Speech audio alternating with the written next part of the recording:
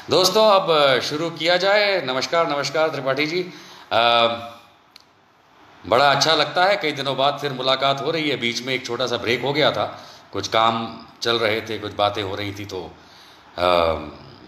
मुलाकात नहीं हो पाई आपकी हमारे साथ। लेकिन हाँ, इंतज़ार में रहते हैं। सुथार साहब नमस्कार, गिरीश जी नमस्कार। Thank you for watching everyone. Share का बटन दबाइए, आज धमाकेदार चीज़ होने वाली है। I promise. मैंने बहुत सोच समझ करके आज एक टॉपिक रखा है और आप लोगों से दो चार बातें आपके समक्ष रखना चाहूँगा, और चाहूँगा कि आपकी बात जो आप लिख रहे हैं, जो इसमें कम्युनिकेट कर रहे हैं, वो दुनिया भर में जाए। वीडियो तो जाता ही है, आपका लिखा हुआ भी जाए, उसके लिए आप शेयर दबाइए। शेयर दबाने से मेरे को बताया गया है कि बहुत सारे लोगों तक आपकी बात पहुंचती है। सो नमस्कार ली फाइन जीन्स जी, बड़ा अच्छा आइडिया आपका। Anyways, life is fine, so very well. Okay, let's come to the topic today. And topic बहुत सिंपल है कि नफ़रत की राजनीति मोदी और बीजेपी क्यों करती है और इसमें नेशनल मीडिया का क्या रोल है। आई थिंक मैं जो कुछ भी कहूँगा मोर और लेस आप लोगों को पता है, लेकिन फिर भी जो बातें मन में होती हैं उनको बाहर लाना बहुत ज़रूरी है। और आप लोगों के मन की बात मेरे मन की बात मैच करती है। ये वीडियो देखने वाले लाइव और रिकॉर्डेड सब लोग ये जानते हैं कि भारतीय जनता पार्टी, मोदी, आरएसएस, इनका पर्यायवाची होता है नफरत। ये नफरत भरे लोग हैं, और ये नफरत भरे लोग इसलिए हैं क्योंकि इन लोगों के पास देश को देने के लिए कुछ नहीं है। ये अपॉर्चुनिस्ट लोग हैं, राजनीति में आए 1980 के दशक में सिर्फ सत्ता हथियाने के लिए। याद आती है वो बात जब अटल बिहारी वाजपेयी, अडवाणी, मुरली मनोहर जोशी, जसवंत सिंह वगैरह ने मिलकर के एक पार्टी बनाई थी जिसका नाम था भारतीय जनता पार्टी, जो कि जनसंघ से टूट के आई थी। और उस पार्टी का एक ही उद्देश्य था कि किस तरीके से नफरत के बीज बोए जाएं। क्योंकि आज की तारीख में भी इतिहास उठा करके देख लीजिए, 1980 के दशक से पहले राजनीतिक द्वंद्व होता था, राजनीतिक द्वेष होते थे, लेकिन देश के अंदर नफरत की राजनीति बोने वाले तो भारतीय जनता पार्टी वाले। उससे पहले नफरत की राजनीति नहीं होती थी, राजनीति होती थी, आपस में लड़ते थे। पॉलिटिकल पार्टीज आपस में वाद विवाद करते थे, लड़ते थे, इलेक्शंस लड़ते थे। लेकिन देश के अंदर, नागरिकों के अंदर नफरत पैदा करना, एक दूसरे के प्रति, एक कौम का दूसरे कौम के प्रति, एक जाति का दूसरे जाति के प्रति, ये जानते हुए कि इस देश के अंदर कई धर्म के लोग रहते हैं, कई जाति पाति के लोग रहते हैं, सच्चाई है। इस देश के अंदर अलग धर्मों के लोगों का वास होना, धर्मों के अंदर जाति प्रथा होना, ये एक सच्चाई है, इससे कोई मुकर नहीं सकता। लेकिन ये देश जब आज़ाद नहीं हुआ था तब से चलता चला आ रहा है, और इस देश को हमेशा साथ रखने के लिए, चाहे वो पहले रजवाड़े थे जिनको मिला करके साथ रखा जाए, या फिर उसके बाद अंग्रेज़ों ने जिस तरीके से भी हम लोगों को इकट्ठा रखा, गलत तरीके से रखा लेकिन इकट्ठा रखा, उपरांत उसके जब देश आज़ाद होता है 1947 में, उसके बाद 1980 के दशक तक इस देश के अंदर नफरत की राजनीति, और जब मैं कहता हूं नफरत की राजनीति मतलब नफरत दो पॉलिटिकल पार्टीज के बीच में जरूर होती है, लेकिन नफरत के बीज बोना ताकि पड़ोसी से लड़ो, ये नहीं कभी हुआ, ये नहीं हुआ। मैं उत्तर प्रदेश का रहने वाला हूं।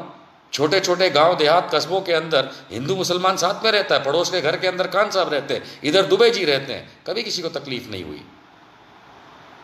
ना बिहार में हुई, ना मध्य प्रदेश में हुई, ना तमिलनाडु में हुई, ना महाराष्ट्र में हुई, कभी नहीं हुई। हम सब जानते हैं, हम बड़े शहरों का देश नहीं बने कभी। बड़े शहर तो अब आए, हम तो छोटे गांव कस्बों का देश हैं। उन छोटे गांव कस्बों में हमेशा सब ने साथ में जीवन व्यतीत किया है।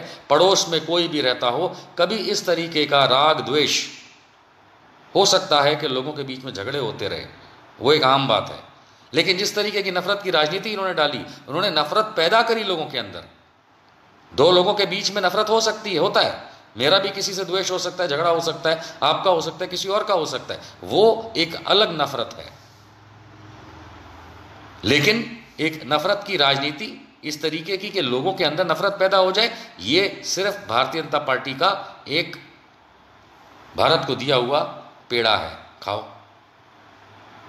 क्योंकि ये राष्ट्रीय स्वयंसेवक संघ की आइडियोलॉजी है, आरएसएस की आइडियोलॉजी आज़ादी के पहले से है कि इस देश के अंदर अगर देश बनता है तो उस समय 1925 में जब आरएसएस आई एग्जिस्टेंस के अंदर माना जाता है, तो 1925 के अंदर उनकी और उसके बाद उनके गोलवालकर से लेके जितने भी रहे, उनकी तो आइडियोलॉजी ये रही कि अगर ये देश बनता है तो ये सिर्फ हिंदुओं के लिए बनेगा। ये इनकी आइडियोलॉजी रही और इसके लिए उन्होंने झूठ की राजनीति शुरू करी कि ये देश राम का है, ये देश में राम राज होता है। अरे विष्णु राज क्यों नहीं होता, शिवराज क्यों नहीं होता?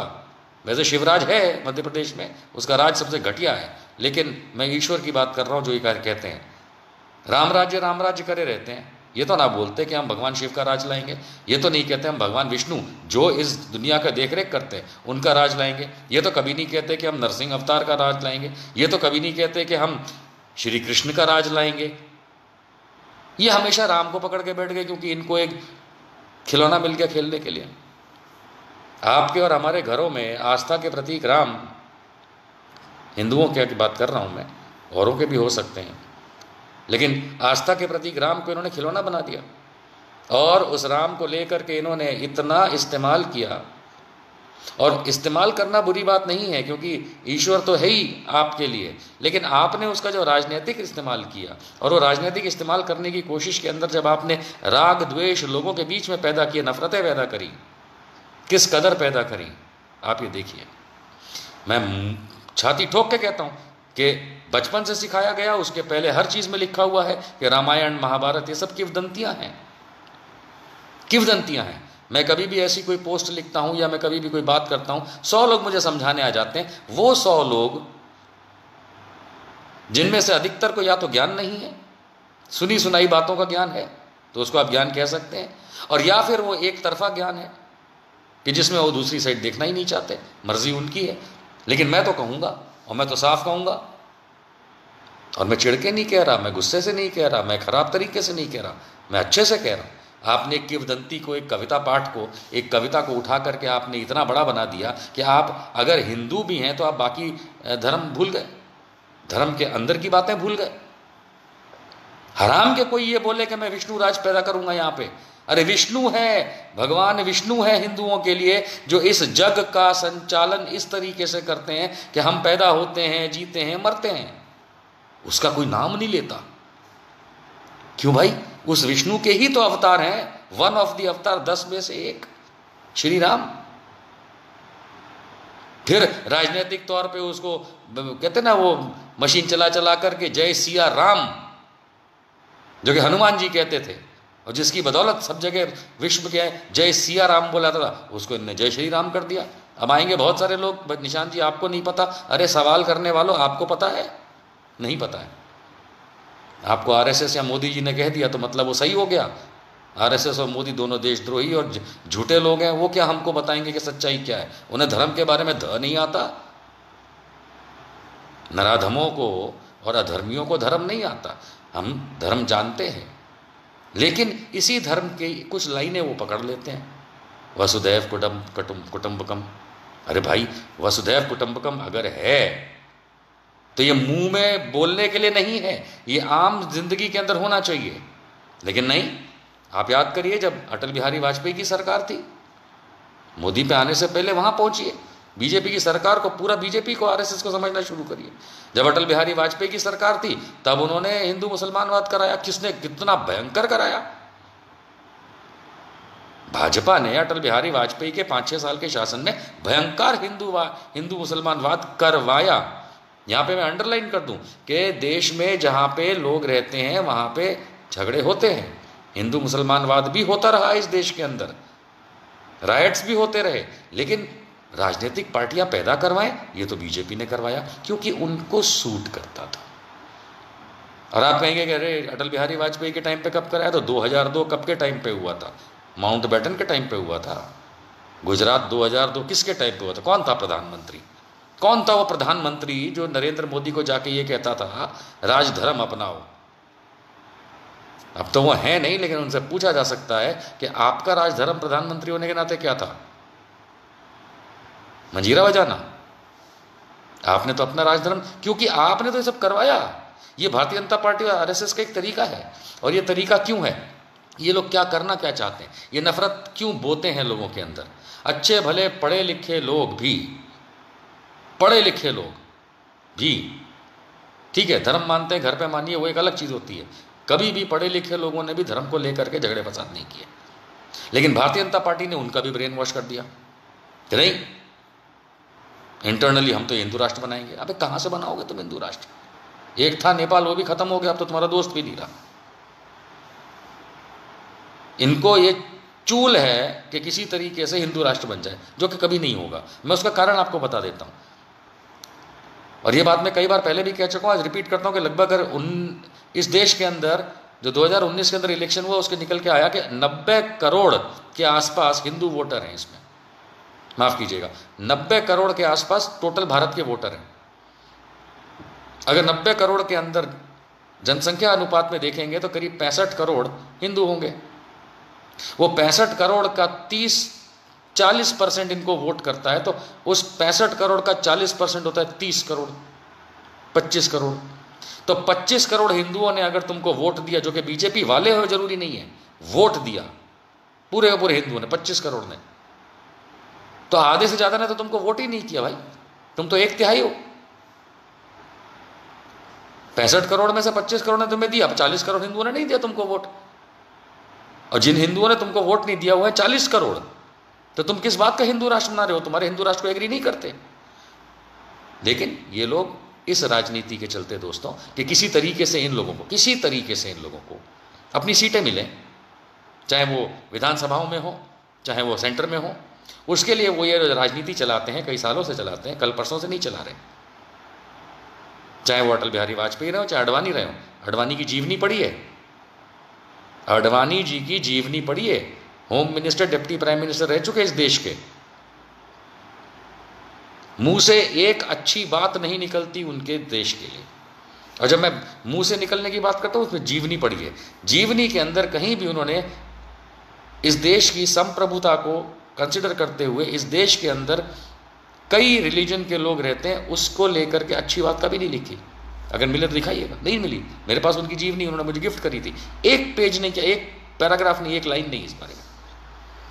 क्योंकि ये लोग चाहते ही इस तरीके से हैं कि अगर वो किसी तरीके से, ये सक्सेसफुल हुए हैं इस चीज़ के अंदर, कि अगर किसी तरीके से ये हिंदू मुसलमान को झगड़वाते रहें और उसके आधार पे इनको सीटें मिलती रहें, क्योंकि एक सीट के अंदर 25% वोट चाहिए जीतने के लिए।